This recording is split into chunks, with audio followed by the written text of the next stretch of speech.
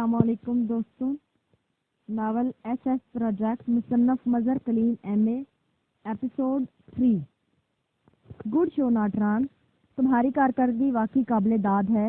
عمران نے بے اختیار کہا.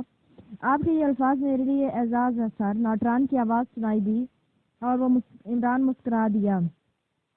اب کیا کرنا ہے؟ عمران نے کہا. یس سر, اسپیشل سروس کے ذریعے اسے بھجوا دوں گا, ناٹران نے جواب دیتے ہوئے کہا. اس علاقے وادی وارنگ کے جغرافیائی نقشے کی کاپی کافرستان کے جغرافیکل سروے آفس سے حاصل کر کے فوراً بھجوا دو. عمران نے اسے ہدایات دیتے ہوئے کہا.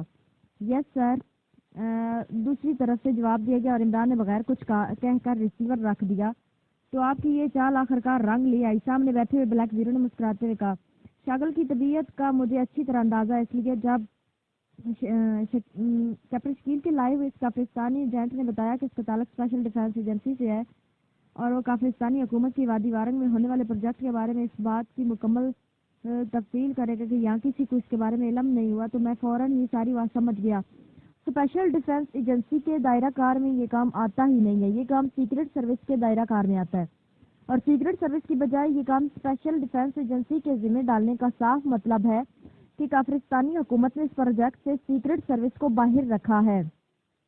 عمران نے مسکراتے ہوئے کہا. اسے اپنے اقدام کی تفصیلات بتاتے ہوئے کہا. یہ پروجیکٹ یقیناً اس قدر عام ہوگا کہ اس کی سیکیورٹی کے لیے غیر معمولی اقدامات کیے گئے ہوں گے. اس کی کیا وجہ ہے؟ بلیک زیرو نے پوچھا. سائنسی طور پر شاید اس کا توڑ پہلے ہی کر دیا گیا ہو کہ لانگ شارٹ ٹرانسفر سسٹم بھی اسے چیک نہ کر سکے. اور کیا کہا جا سکتا ہے؟ عمران نے کہا. اور بلیک زیرو نے اس بات میں ساری ہلا دیا کیونکہ ظاہر ہے اس کے سوا اور سوچا بھی کیا جا سکتا تھا. شکران سیکرٹ سروس کے چیف نے یہ اطلاع دی تھی کہ وادی وارنگ کو عمران کے بتائے ہوئے سسٹم سے چیک کیا گیا, وہاں کسی قسم کا کوئی پروجیکٹ موجود نہیں ہے. اس لیے بلیک زیرو نے پوچھا تھا. اب مزید بات چیت تو ناٹران کی اس فلم سے آنے کے بعد ہی ہوگی اور فی الحال میں فلیٹ جا رہا ہوں. اگر کوئی عام بات ہو تو مجھے وہاں رنگ کر لینا. عمران نے کرسی سے اٹھتے ہوئے کہا اور پھر وہ مڑ کر بیرونی دروازے کی طرف بڑھ گیا. شاگل نے کار لانچ میں روکی, پھر دروازہ کھول کر نیچے اتر آیا. کوٹھی کے برآمدے میں 2 مسلح افراد موجود تھے جنہوں نے انتہائی مدوانہ انداز میں شاگل کو سلام کیا. کاشی پہنچ گئی ہے؟ شاگل نے ایک آدمی سے مخاطب ہو کر پوچھا. یس سر, کاشی ابھی چند لمحے پہلے تشریف لائی ہیں.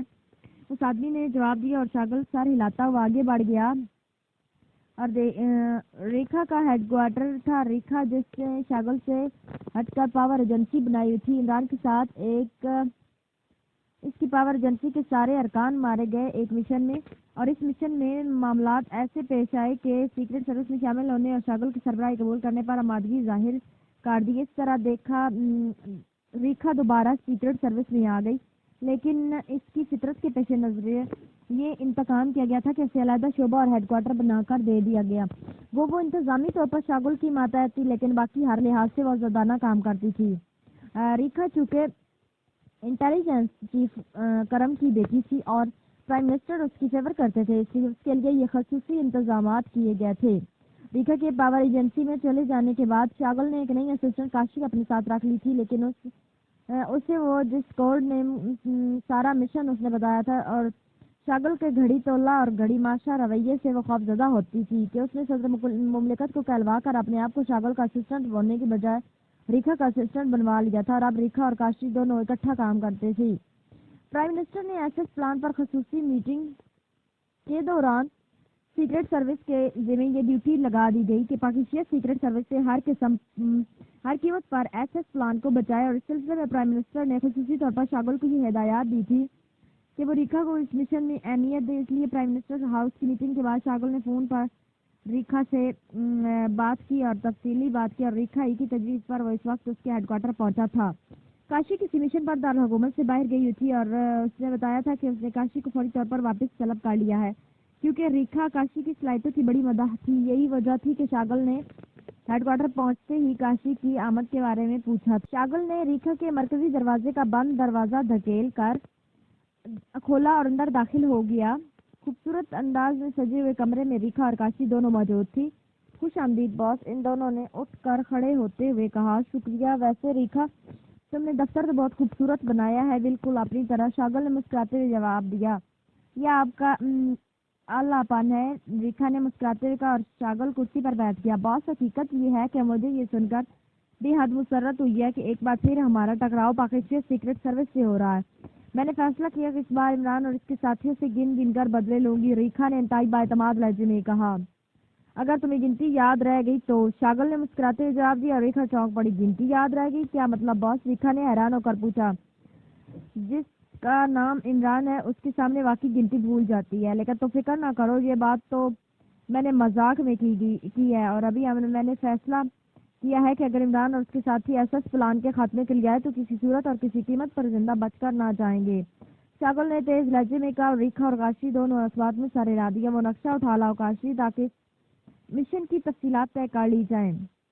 रेखा ने काशी से कहा और काशी सर हिलाती हुई उठी और एक साइड पर बड़ी मेज की तरफ बढ़ गई जिस पर एक रोल शुदा नक्शा मौजूद था। उसने वो रोल उठाया और उसे लाकर मेज पर फैला दिया जिसके गिर्द शागल और रेखा बैठे हुए थे।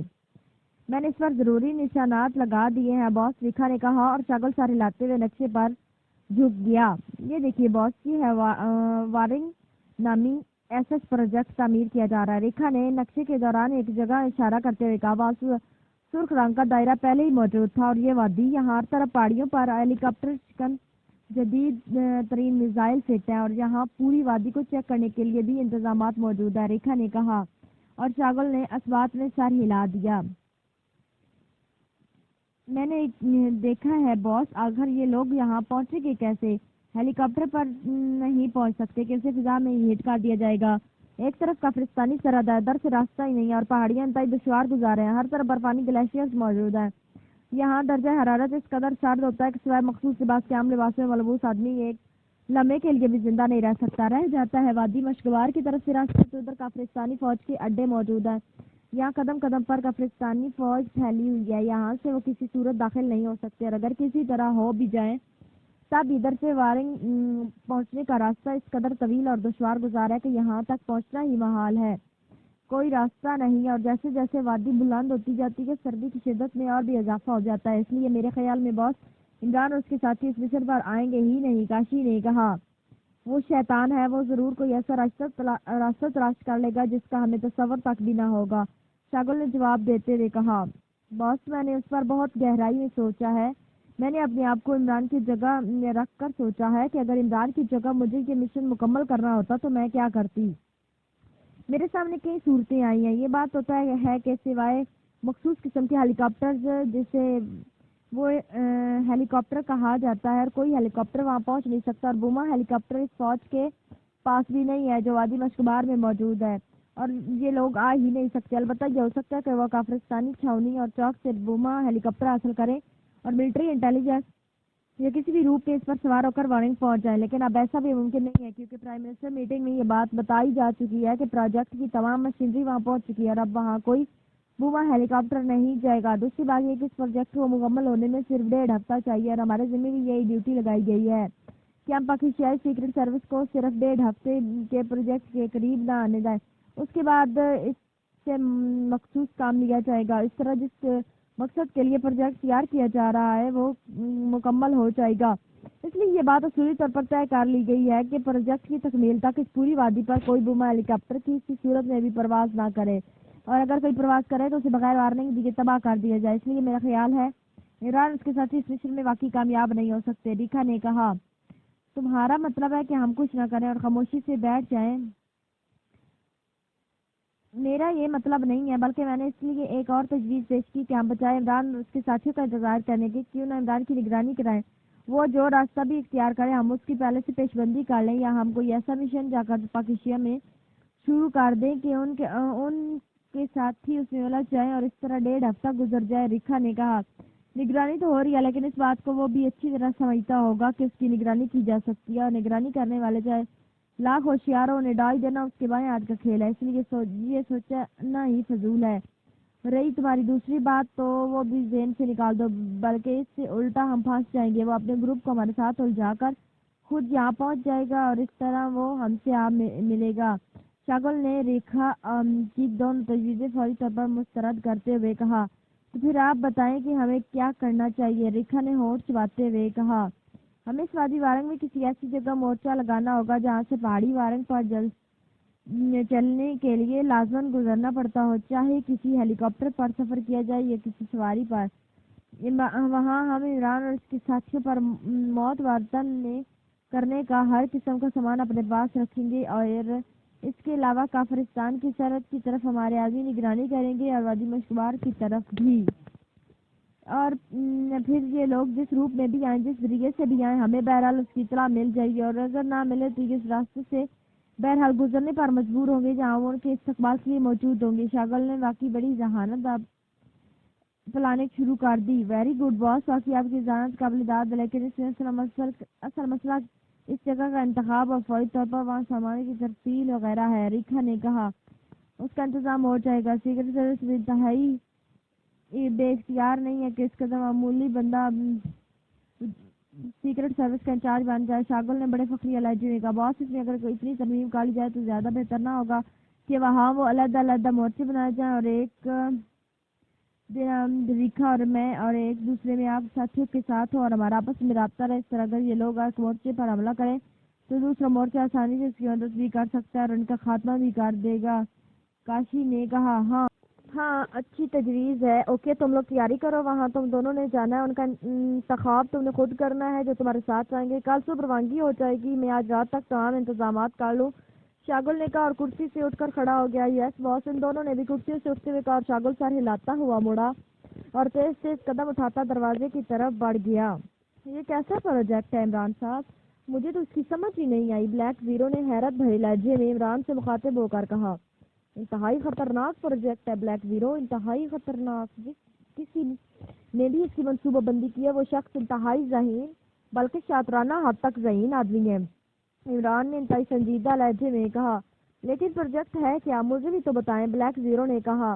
یہ ویسے تو خالصاً سائنسی پروجیکٹ ہے جس کے مطابق جس رینج میں یہ لوگ چاہیں ہلاک کر سکتے ہیں۔ فائر بلاک کیا مطلب؟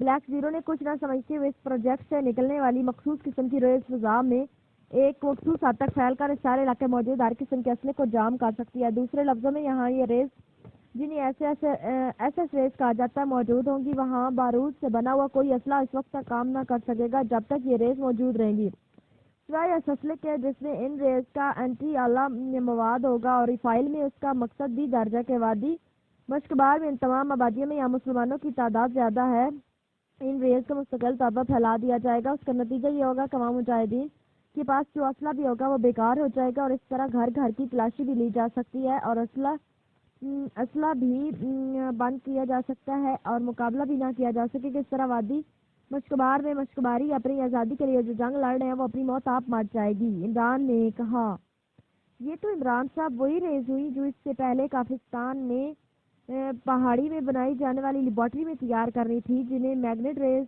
ایم بھی کہا جاتا تھا اور جسے آپ نے سارٹو مشن میں تباہ کر دیا تھا۔ بلیک زیرو نے چونک کر کہا نہیں، یہ بہت بڑا منصوبہ ہے اور یہ ریز بظاہر یہی تھی۔ ان کے اثرات صرف اسلحے پر نہیں بلکہ ہر قسم کا اسلحہ جس میں شعاعی اسلحہ، گیس پر مبنی اسلحہ، حتیٰ کہ اس کے اثرات پیٹرول، ڈیزل اور توانائی بنانے کے کام آنے والی ہر چیز پر پڑتے تھے۔ اس طرح ہر چیز ساکت ہو جاتی تھی۔ تمہیں یاد ہوگا کہ انہوں نے اس کا تجربہ اپنی ایک چھاؤنی میں کیا تھا۔ یہ اس سے مختلف چیز ہے۔ یہ ریز ہے انہیں یہودی سائنسدانوں نے ایجاد کیا ہے، وہ اسے فلسطینی آبادیوں میں تلاشی کے لیے استعمال کرتے ہیں۔ اس سے صرف بارودی اسلحہ بلاک ہو جاتا ہے اور وہ بھی صرف ایک مخصوص وقت کے لیے، اور ان شعاؤں کے ساتھ مجبوری یہ ہے کہ یہ شعائیں زیادہ وسیع رینج تک نہیں لانچ کی جا سکتی۔ میرا مطلب ہے کہ کافرستان انہیں پورے پاکستان کے لیے استعمال نہیں کر سکتا، زیادہ سے زیادہ کچھ حد تک استعمال ہو سکتی ہیں، اس بار اس کی رینج میں آ سکتی ہے۔ چوتھا اس لیے انہوں نے وادی مشکبار کے لیے اسے استعمال کرنے کا پلان بنایا ہے اور یقیناً اس پروجیکٹ پر یہودی سائنسدان کام کر رہے ہوں گے۔ عمران نے کہا اس کا مطلب ہے کہ تنویر کے لیے مشن سامنے آ ہی گیا۔ بلیک زیرو نے مسکراتے ہوئے کہا اور عمران بے اختیار ہنس پڑا۔ ہاں، یہ واقعی تنویر کے مطلب کا مشن ہے۔ اگر اس نے اس مشن کو مکمل نہ کیا تو پھر وہ پوری زندگی مشکبار میں لڑی جانے والی تحریک آزادی کا خاتمہ ہو جائے گا۔ اور تم جانتے ہو کہ اگر اس بار مشکباری خاموش ہو گئے یا کرا دیے گئے تو پھر وادی مشکبار کو کافرستانیوں کی چنگل سے آزادی یقیناً ناممکن ہو کر رہ جائے گی۔ عمران نے کہا ایک تو یہ بین الاقوامی مجبوری موجود ہے کہ پاکستان براہ راست مشکباریوں کی امداد نہیں کر سکتا۔ بلیک زیرو نے کہا، ہمارا یہ مشن مشکباریوں کی براہ راست امداد کے زمرے میں نہیں آتا، اور یہ مشن ایسا ہے کہ شاید مشکباریوں کو اس کی خبر تک نہ ہو سکے گی کہ ان کی تحریک آزادی پر ہونے والی انتہائی بھیانک خطرے کو پاکستان سیکرٹ سروس نے اپنی جانوں پر کھیل کر دور کر دیا ہے۔ عمران نے مسکراتے ہوئے کہا تو بلیک زیرو نے اس بات میں سر ہلا دیا۔ آپ نے اس مشن پر کام کرنے کے لیے یقیناً کوئی منصوبہ بندی تو کی ہوگی؟ بلیک زیرو نے پوچھا۔ ہاں، لیکن فی الحال بھی حد سنجیدہ ہوں۔ میں نے ناٹران کے بھیجے وادی وارنگ کے جغرافیکل نقشے کو بڑے غور سے چیک کیا ہے۔ اس بار کافرستان والوں نے اپنے اس مشن کے ذریعے واقعی ایسی پلاننگ کی ہے کہ اس تک پہنچنا ہی محال کر دیا ہے۔ عمران نے سنجیدہ لہجے میں کہا، کیا مطلب؟ وادی وارنگ تو غیر آباد وادی ہے، وہاں تو شاید کسی قسم کی رکاوٹ نہیں ہو سکتی۔ بلیک زیرو نے حیران ہو کر کہا، میں تمہیں بتاتا ہوں، شاید تم کوئی راز سوچ لو۔ عمران نے کہا اور پھر بلیک زیرو کرسی سے اٹھا اور اندرونی کمرے کی طرف بڑھ گئے۔ چند لمحوں بعد اس نے ایک نقشہ لا کر عمران کے سامنے پھیلا دیا۔ یہ ہے وہ پہاڑی وارنگ جس پر کہیں یہ خفیہ پروجیکٹ تیار کیا جا رہا ہے، اور فائل کے مطابق اس کے چاروں طرف پہاڑیوں پر حفاظتی چوکیاں قائم کی گئی ہیں، جہاں سے نہ صرف یہ پہاڑی بلکہ ارد گرد کے سارے علاقے کو چیک کیا جا سکتا ہے۔ یہ جگہ اس قدر بلند ہے کہ وہاں مخصوص قسم کے ہیلی کاپٹر کے عام ہیلی کاپٹر پہنچ ہی نہیں سکتے۔ پھر یہ علاقہ اس قدر سرد ہے کہ خصوصی لباسوں کے علاوہ وہاں زندہ رہنے کا سوچا بھی نہیں جا سکتا۔ کسی بھی سواری پر وہاں جانے کا کوئی راستہ نہیں ہے سوائے ہیلی کاپٹر کے، اور پرائم منسٹر میٹنگ کی جو ٹیپ ان کے بھجوائی ہے، وہاں ایک قسم کے ہیلی کاپٹر پرواز پر مکمل پابندی لگا دی گئی ہے۔ اگر کوئی ہیلی کاپٹر فضا میں نظر آئے تو اسے بغیر کسی وارننگ کے تباہ کر دیا جائے گا۔ وارنگ وادی کی ایک طرف پاکستان کی سرحد ہے، وہ اس قدر دشوار گزار اور بلند ہے کہ وہاں سے کسی صورت بھی داخل نہیں ہوا جا سکتا۔ دوسری طرف وادی مشکبار سے اندر داخل تو ہوا جا سکتا ہے، لیکن ایک خاص حد تک اس کے بعد راستے ختم ہو جاتے ہیں اور سردی اور برف اس قدر بڑھ جاتی ہے کہ سفر کیا ہی نہیں جا سکتا۔ اور ابھی تھوڑی دیر پہلے ناٹران نے کال کر کے یہ بھی بتا دیا ہے کہ شاگل، ریکھا، کاشی دوسرے ساتھیوں کے ساتھ خصوصی ہیلی کاپٹر پر وہاں پہنچ گئے ہیں، اور انہوں نے وہاں باقاعدہ مورچہ بندی کر لی ہے۔ پرائم منسٹر میٹنگ کی ٹیپ سے یہ بات سامنے آئی ہے کہ ہمارے پاس بھی صرف 1.5 ہفتے کا وقت ہے۔ 1.5 ہفتے بعد پروجیکٹ مکمل ہو کر کام شروع ہو جائے گا۔ پھر مشکبار پر بلکہ نہ صرف مشکبار پر بلکہ اس پہاڑی کے ارد گرد یہ مخصوص ریز پھیلا دی جائیں گی۔ اس طرح وہاں بارودی اسلحہ کام ہی نہ کر سکے گا، اور پھر اس پروجیکٹ کو کسی بھی طرح تباہ نہ کیا جا سکے گا۔ پروجیکٹ لیبارٹری کی تعمیر اس طرح کی جا گئی ہے کہ یہ چاروں طرف سے برفانی گلیشیئر میں دبی ہوئی ہے، اور اس پر اگر ایٹم بم بھی مار دیا جائے تب بھی اسے تباہ نہیں کیا جا سکتا۔ اور پروجیکٹ کو مکمل طور پر سیل کر دیا گیا ہے، اس کے اندر نہ کوئی جا سکتا ہے نہ کوئی باہر آ سکتا ہے۔ اب بتاؤ کہ یہ پروجیکٹ کیسے تباہ کیا جائے؟ عمران نے پوری تفصیل بتاتے ہوئے کہا، اوہ واقعی اسے تو فل پروف انداز میں محفوظ کر دیا گیا ہے، اور وقت بھی بے حد کم ہے۔ بلیک زیرو نے پریشان سے لہجے میں کہا، ہم نے وادی مشکبار کی تحریکی آزادی کے خلاف کافرستان کی سازش کا بہرحال خاتمہ بھی کرنا ہے، یہ ایک انتہائی عام ضرورت ہے۔ عمران نے کہا، پھر آپ نے کیا سوچا؟ بلیک زیرو نے ہوش چباتے ہوئے کہا، میری بات چھوڑو، تم سیکرٹ سروس کے چیف ہو، تم بتاؤ کہ کس طرح اس پروجیکٹ کو تباہ کیا جائے۔ عمران نے کہا۔ تھوڑی دیر کے بعد بلیک زیرو خاموش ہو گیا۔ میرا خیال ہے کہ شگران کے اعلیٰ ترین فوجی یا سول حاکم کو اغوا کر لیا جائے اور اس کے میک اپ میں وہاں پہنچا دیا جائے کسی آدمی کو۔ تو کیا ایسا نہیں ہو سکتا؟ بلیک زیرو نے کہا، صرف پرائم منسٹر وہاں جا سکتے ہیں، اور تم جانتے ہو کہ کسی ملک کے پرائم منسٹر کو اغوا کرنا اور اس کی جگہ لینا ناممکن ہے۔ عمران نے جواب دیا، ملٹری انٹیلیجنس کا چیف یا پھر اسپیشل ڈیفنس ایجنسی کا چیف، وہ تو وہاں جا سکتا ہے نا؟ بلیک زیرو نے کہا، تم نے شاید پرائم منسٹر میٹنگ کی ٹیپ توجہ سے نہیں سنی، اس میں اس کا جواب موجود ہے کہ جب تک پروجیکٹ مکمل نہیں ہوتا سوائے سیکرٹ سروس کے اور کوئی ایجنسی یا اس کا چیف ادھر کا رخ نہیں کر سکتا۔ اور شاگل اپنے ساتھیوں سمیت وہاں پہنچ بھی گیا ہے، ورنہ تو ہم شاگل اور اس کے ساتھیوں کے روپ میں وہاں جانے کی کوشش کرتے۔ عمران نے جواب دیا، اس کے علاوہ کیا طریقہ ہو سکتا ہے؟ میرا تو ذہن جواب دے گیا ہے۔ آخر کار بلیک زیرو نے بے بسی سے جواب دیا اور عمران مسکرا دیا۔ صرف ایک پوائنٹ تم چھوڑ گئے اور وہی قابل عمل ہو سکتا ہے۔ عمران نے مسکراتے کہا، کون سا پوائنٹ؟ بلیک زیرو نے چونک کر پوچھا، اس پروجیکٹ میں کام کرنے والے یہودی سائنسدانوں والا فائنل کرو کہ وہ یہودی سائنسدان اس طرف پروجیکٹ میں کسی بھی مشین کو چیک کرنے کے لیے بھیجا جاتا ہے، تو کیا کافرستان والے اسے روک لیں گے؟ عمران نے کہا، آپ کی بات صرف مفروضے پر مبنی ہے، ہو سکتا ہے کہ وہاں صرف یہودی کام ہی نہ کر رہے ہوں، اور اگر کر بھی رہے ہوں تو کافرستانی پرائم منسٹر یقیناً پہلے اسرائیلی حکومت سے سائنسدان کے بارے میں مکمل تصدیق کرائے گا، پھر اسے اجازت دی جائے گی۔ بلیک زیرو نے کہا اور عمران مسکرا دیا۔ گڈ، میں یہ پوائنٹ اس لیے سامنے لایا تھا کہ میں تمہارے ذہن کے دوسرے رخ پر جھانک لوں۔ تم نے واقعی درست تجزیہ کیا، یہ پوائنٹ قابل عمل ہے۔ عمران نے مسکراتے ہوئے کہا، پھر آپ نے کیا سوچا؟ بلیک زیرو نے کہا، کیا سوچا جا سکتا ہے، اور سوچنے کے لیے ہمارے پاس وقت بھی نہیں ہے۔ اگر ہم صرف سوچتے رہے تو پھر 1.5 ہفتے کے اندر اس مشن کو مکمل نہیں کیا جا سکتا۔ اس لیے ایک ہی راستہ ہے کہ ہم یہاں سے کافرستان پہنچ جائیں۔ وادی وارنگ کے بعد جو کافرستانی سرحد ہے وہاں ایک فوجی چھاونی موجود ہے جس میں بوما ہیلی کاپٹر بھی موجود ہے۔ وہاں کے ایک بڑا بوما ہیلی کاپٹر اغوا کر کے مخصوص لباسوں میں ہم جس قدر پہاڑی کے قریب اتر سکے اتر جائیں، اور پھر جیسے ہی حالات ہوں گے ویسے ہی وہاں پہ عمل کیا جائے گا۔ عمران نے جواب دیا، لیکن یہ تو سریان خودکشی، آپ کا ہیلی کاپٹر تو فضا میں تباہ کیا جا سکتا ہے یا وہ برف میں آپ کو مارک کر کے ختم کیا جا سکتا ہے۔ بلیک زیرو نے تشویش بھرے لہجے میں کہا، ہاں ایسا ہو سکتا ہے، لیکن اب اور کیا کیا جا سکتا ہے؟ ارے ایک منٹ، اوہ یہ راستہ اپنایا جا سکتا ہے، ایک منٹ میں ابھی آتا ہوں۔ عمران نے چونک کر کہا اور پھر کرسی سے اٹھ کر وہ تیزی سے قدم اٹھاتا اس دروازے کی طرف بڑھ گیا جو لائبریری کی طرف جاتا تھا۔ پھر تقریباً 1 گھنٹے بعد جب عمران واپس آیا تو اس کے چہرے پر کامیابی کی مسکراہٹ تیر رہی تھی۔ آپ کس راستے کی بات کر رہے تھے؟ بلیک زیرو نے چونک کر کہا، وادی وارن کے شمال مشرقی حصے میں ایک اور وادی ہے جس کا نام کاپلو ہے۔ اس کاپلو قبیلے کے لوگ رہتے ہیں۔ یہ وادی اس علاقے کے قدیم باشندوں پر مشتمل ہے، اور تم حیران ہوگے کہ یہاں کے رہنے والے لوگ صدیوں سے اس انتہائی سرد ترین ماحول میں رہتے چلے آ رہے ہیں، اور وہ انہی علاقوں میں سفر بھی کرتے ہیں، حالانکہ نہ ان کے پاس مخصوص لباس ہوتے ہیں اور نہ ہی جیپیں اور نہ ہیلی کاپٹر۔ مجھے اچانک اس سیاح کے سفر نامے کا خیال آ گیا تھا جو میں ابھی پڑھ کر آیا تھا، اور اس میں کاپلو قبیلے کے متعلق یہ بات لکھی تھی۔ اس سیاح کے مطابق یہ لوگ پوری دنیا سے کٹ کر رہتے ہیں، اور یہ بالکل قطب شمالی کے رہنے والے اسکیمو قبائل کی طرح، اور چونکہ یہ لوگ وہاں صدیوں سے رہ رہے ہیں اس لیے یقیناً وہ ایسے راستے جانتے ہوں گے جن کے ذریعے اس پروجیکٹ تک پہنچا جا سکتا ہے۔ اس خیال کے آتے ہی میں نے سوچا کہ اس کتاب کو ایک بار پھر پڑھ لیا جائے، کیونکہ اگر ہم کاپلو قبیلے کی مدد حاصل کر سکیں تو ہم اس پروجیکٹ کی تباہی کا سامان گاڑ سکتے ہیں۔ عمران نے کہا۔ پھر بلیک زیرو نے کہا، کتاب تو میں نے پڑھ لی ہے، لیکن اصل مسئلہ سوادی کو تلاش کرنا ہے، کیونکہ یہ برف کے اندر ہی رہتے ہیں، باہر سے یا اوپر فضا سے تو کسی طرح بھی انہیں چیک نہیں کیا جا سکتا۔